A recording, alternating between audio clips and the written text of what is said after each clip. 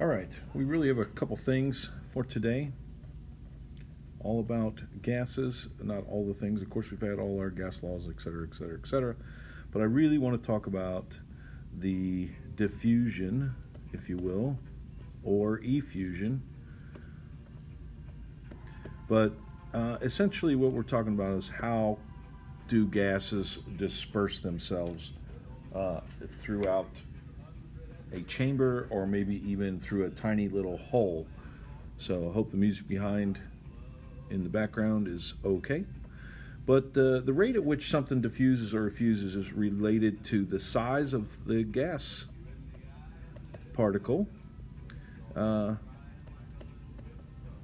I think that we could probably imagine when we said earlier that temperature essentially was equal to the kinetic energy of the particles.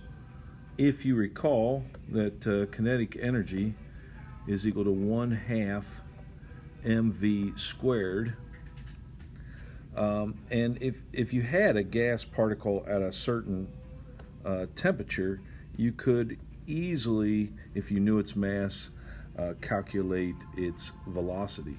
And it turns out that small particles at let's say RTICLs, particles at like 25 degrees Celsius will be moving faster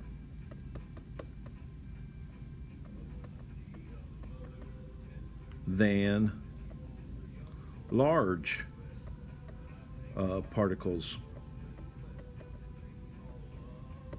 at the same temperature. Okay, this is implied when we take a good look at this. This is implied here. So if the temperature is the same, you need to write this down. What I'm saying right here is the key. If the temperature is the same, then the kinetic energy of the gases are the same.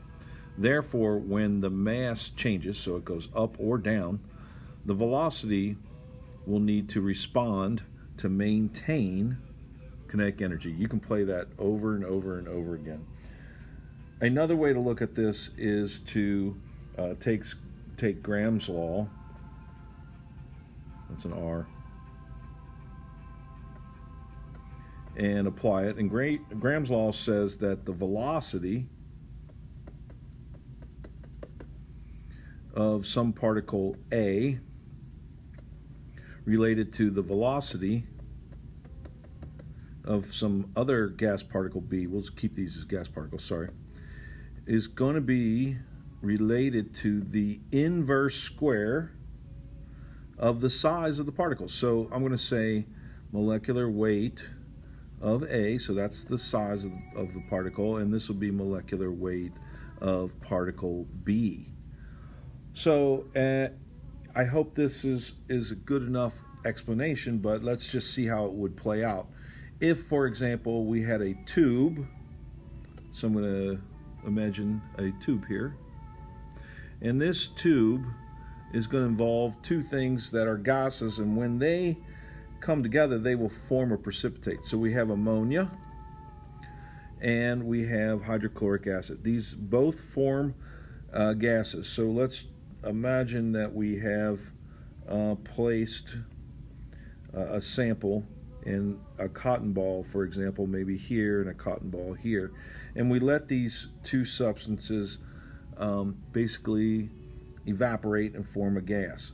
Well, over here we have HCl, hydrochloric acid, and it is 36 grams per mole, but NH3 is only 17 grams per mole. Now these are all at the same temperature. I know that because they're in the same tube, and since this one is more than twice as small, 17 is way smaller than, or twice as small, plus 36.5. So in other words, it's greater than twice as small. So the ammonia will travel basically every time you have 1 inch for this ammonia traveling, the other will only travel half.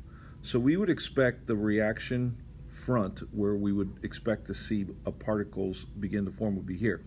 Why? Because this distance compared to this one is related to the formula that we had above.